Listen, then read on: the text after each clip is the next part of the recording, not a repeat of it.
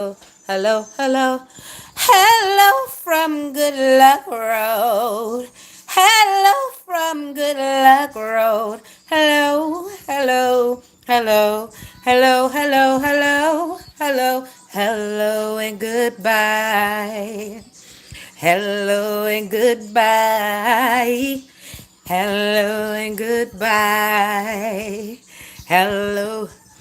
So, I'm up this morning making one of Alex's favorite dishes, rice and callaloo. Yes, I started about 6 o'clock this morning after I washed my hair because I have some things that I want to do today, including talk to you all, right? So, that little ditty that I started off singing, I wrote that while I was locked away on Good Luck Road as a way to keep my creativity going because something obviously was not right about where I was. During my short stint there, it was like all of the people that were supposed to be security, they had like certain things that they were doing. They were triggering the other patients, but they like had a it's like they had a certain task to like single me out, and the way that they kept placing certain people in the ward and having them do certain things, they were putting like the younger, more supposedly attractive guys on the ward, and then there was just this the one female that they kept putting on the ward, but she was just there to give me the evil eye, which was crazy. And some of the nurses were trying to, I guess, placate me. She was like, "Oh, look at my smart girl." Like, dude, I am a grown ass woman. I do not need you to be a part of my character development, in which I've already developed. So, for you guys to be trying to push all this stuff on me, it was like, okay. And then most of the time, when a person gets their own evaluation, they don't have to go through all that stuff, which made me know that I'd definitely been held hostage. And why am I 30 miles away from where I just went and asked for help? Like, it was a lot of things that happened. Yeah, I was adult napped by a bunch of adults that seek to do something to me. And the fact that I left the facility in a Tesla, like the actual doctor walked me out of the door, away from the cameras, away from the front door, walked me around to the back of the facility and escorted me in a Tesla.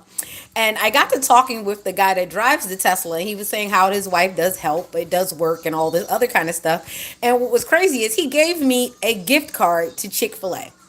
I still have it. It's a gift card, and it was just crazy how they went through all this trouble of locking me away for like 9 days and then put me in a Tesla and whisked me away back into the city. Like, I had no idea how far away from the city I was. That is definitely kidnapped, especially when you don't know you're being transferred 30 miles outside of the city. Like, it was nuts. But I'm glad to be here.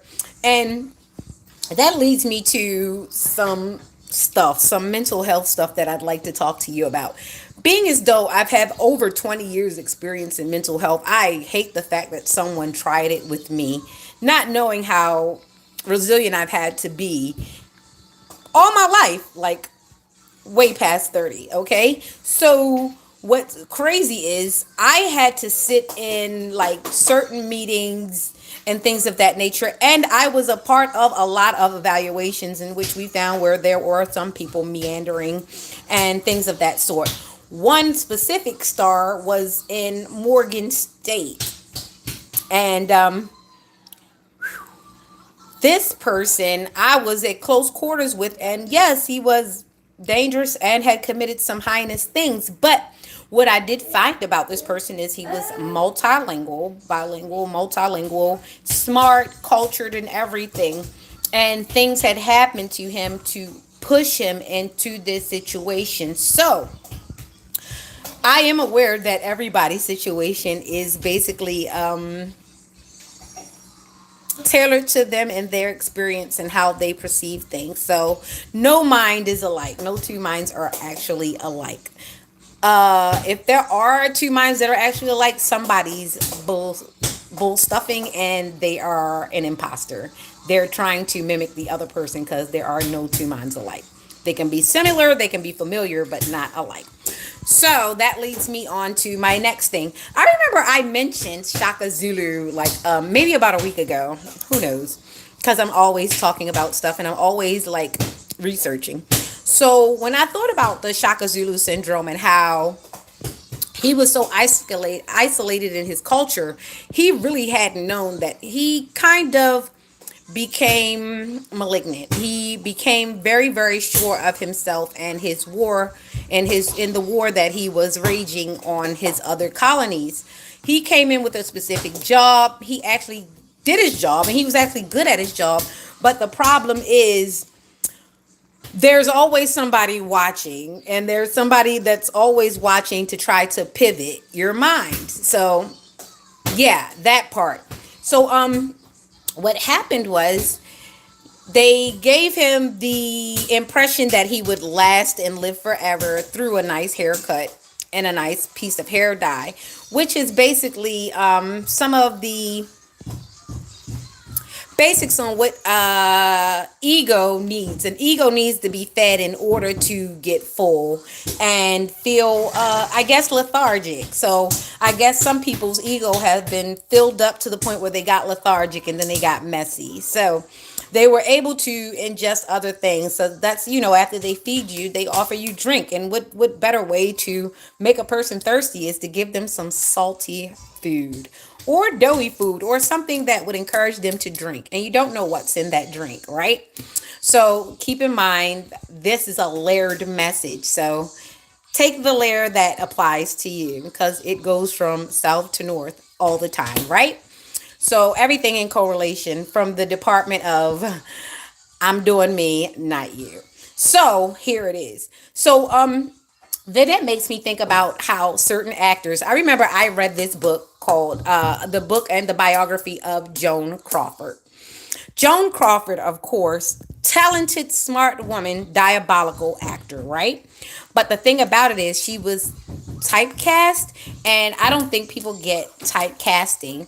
A lot of times when you show up the same way over a certain amount of years, that is typecasting, and it's not always just in acting, it is in life. So when a person keeps showing up a certain way over a certain time, that allows people to put that person in a box.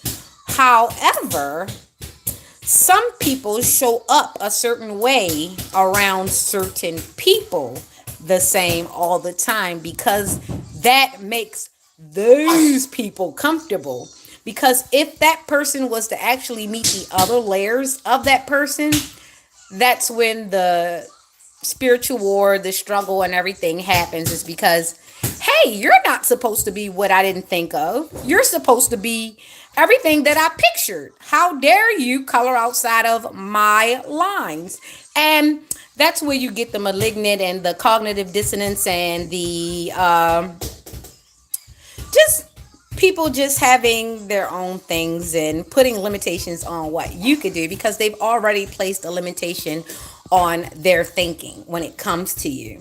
Keep in mind, some limitations aren't you. The limitations are in the people. So that being said, with Joan Crawford has a big personality and she's known for being mommy dearest. And I would say if a person calls you mommy dearest, I would not be quick to embrace that title because mommy dearest can mean a lot of things. It can mean that you're talented. It can mean that you're precise. It could also mean that you're diabolical and you're a damn psychopath, right? So here it goes. Mommy Dearest was, she was a mother, of course. She was an actor, of course, and she had some kids. And a lot of people didn't know she had some kids because she basically, her presence came before her motherhood. And motherhood is a delicate balance in which you can be identified as a mother, but you're also still a woman. And for some women, they only had kids for more attention. They didn't have kids to take care of them. They had kids because that's another role that they could get they can get a badge for, and not necessarily to take care of the kids. They just had the kid as a badge. Just like some men, they have a kid as a badge. These are toys to put in a box, and they can take them out and play with them and show them off to show that they've had things, not exactly nourish them. Because if you have a toy for a lot of years and it still looks new, that means you've taken care of your toy, you focused on your toy, and you've actually done some imaginary play with your toy.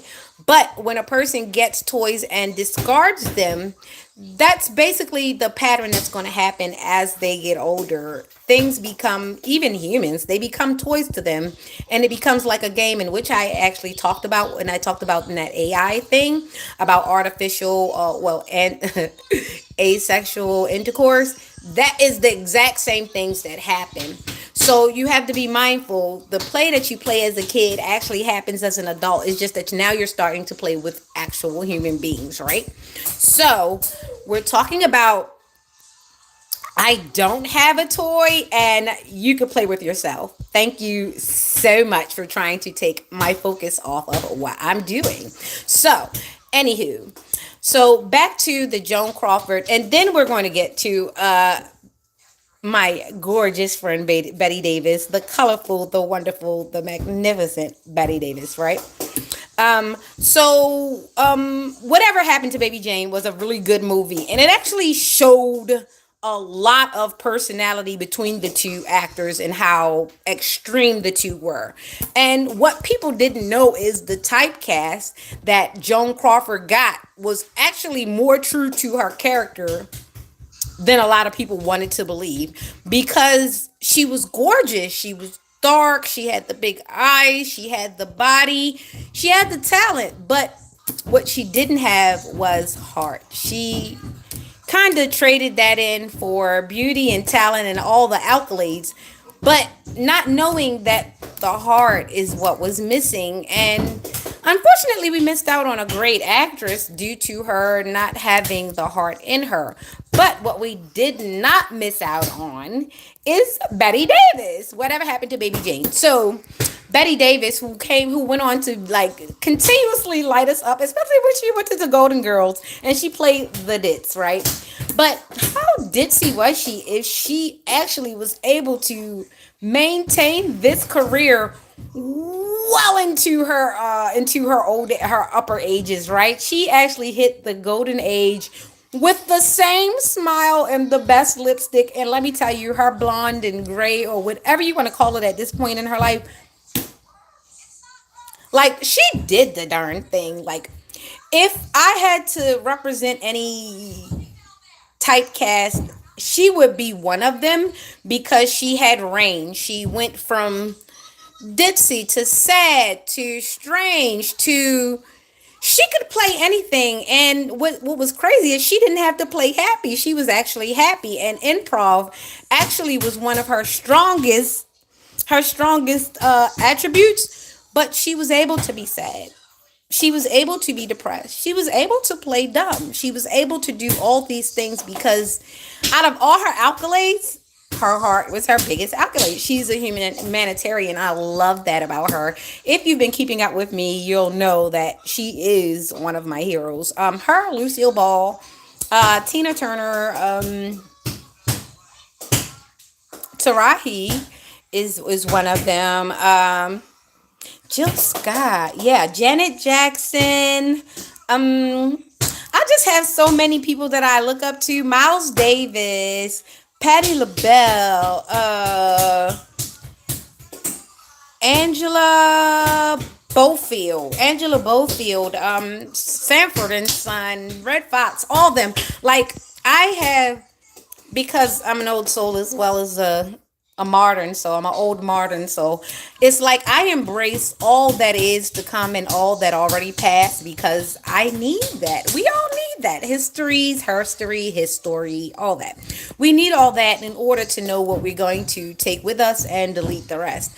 And this brings me around from the typecast of Joan Crawford and Betty Davis, which I think is a great explanation of typecasting. Because if you've ever watched Whatever Happened to Baby Jane, this woman was abused and her attention was used for her sister's come up. And it happens more often than not. It happens in family, it happens in friends, it happens at work.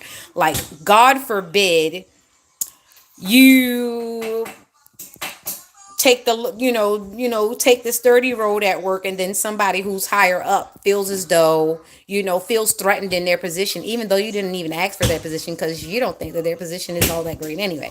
But we have that type. We have those who get a small bit of privilege and they abuse it because they haven't done anything with the privilege that they've already been given. And it's wild, but it happens a lot. And yeah, I'm just going with the flow of things because the information is coming to me. So with the Ledger situation, see, Joan Crawford, she actually had, it was a slow burn with her because she actually, I think deep down in her, I think she kind of had a heart. It's just that she no longer applied it because the accolades outweighed, the emotion that she wanted to feel. And I feel like if she was to actually get into those emotions, it would have been more detrimental to her because there were things that she was not dealing with. And with Betty, I think Betty stayed lighthearted because she embraced those emotions. She went through it. She did the changes. She took the breaks. And that was good for her. But then we get to Heath Ledger. And I didn't know Heath Ledger, but I know he played in a lot of different movies that were deep. They were kind of dark. It wasn't too much balance in it, but he got a typecast. And his typecast was like The Crow, and for some reason, I really feel like Heath Ledger could have went on to be much more things, but there were things in him that he probably was not able to deal with. And when you get accolades, and while you're in the midst of dealing with something, that can play like the role of alcohol in a person's life. Like, some people know how to take a shot and keep it pushing, and some people just have to see the bottom of the bottle in order to feel tangible about something. And I think that's kind of like a little bit of wordplay on how the Heath Ledger thing went. I think he was good at being bad, and some people get so caught up in being good at being bad that they forget that there's a good to play. And I think he got stuck in there. I think he got stuck in that joker role. I'm not even gonna lie. He played that role so good, especially when he put on the nurse's dress. When he put on the nurse's dress and he became that angry nurse, and like, it was so good, it was scary because there are a lot of people that play that role, and I don't think they understand that that role is more real than what we are ready to digest. And that's the role of the guy who sees the benefit of the role play, and they stay in role play because they know if they ever come back out of the role play and they take whatever they needed from that role play, that it'll never be accepted. And I think that's where we kind of lost a really good one in Heath Ledger, is because at some point he didn't get a chance to be him or play his part or come out of that role. Some people get trapped in roles, and that could be the most damaging, especially when you have people that know other layers of you and they trap you in a role that you were never meant to be stuck in. And I shout out to his family and the people who love him and still love him and continue to watch his parts to this day. Shout out to all the actors that I mentioned. Shout out to Jonathan Major. Shout out to Megan Good. Shout out to anybody whose career had those tumultuous changes and where people outside of them were dictating their movements. I feel for you. I haven't gotten to that level yet, but trust me, I understand people trying to push you into boxes you were never meant to fit in. And trust me, I am very aware that the box that I have been tried to be put into is way too small and it has no holes. I definitely don't plan on being suffocated, and don't let anybody suffocate you with any rolls of any sorts. And yeah, I'm going to continue on. I just turned the callaloo off. I'm letting it settle and get all nice and mushy. And I took out some beef later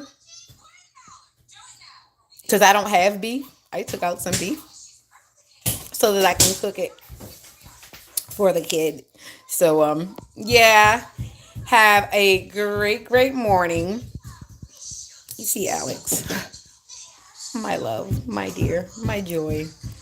Alex.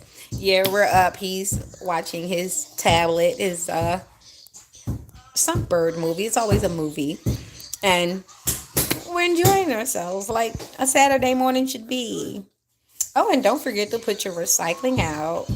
Check on your plants. Did you bring all the plants in? Check on your plants. Winterize. Do you have everything that you need for winter? Because I have a feeling that we need to be prepared for winter. This is going to be a cold winter. And if you haven't already met the love of your life, or he hasn't been around and showed you that there's reciprocity, get another blanket, get a bigger pillow, lock in. It's going to be okay. It's okay to be alone. I don't know if anybody knows that, but it's okay to be alone.